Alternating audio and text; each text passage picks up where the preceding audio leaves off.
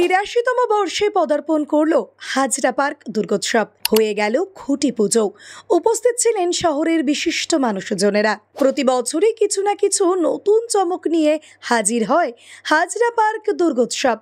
এবারে তাদের দুর্গাপুজো ৮৩তম বর্ষে পদার্পণ করল।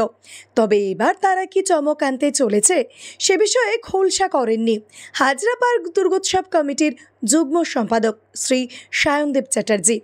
এদিন খুঁটি পুজো শেষে সায়নদেব বলেন, প্রতি বছরই তারা একদিকে যেমন নতুনত্ব কিছু আনেন, তেমনই অনুপ্রাণিতও করেন। এবছরও সাংস্কৃতিক ও শিল্পকলার মিশেল থাকতে চলেছে তাদের প্যান্ডেলে। ইতিমধ্যেই প্রস্তুতি শুরু হয়ে গিয়েছে জোর কদমে।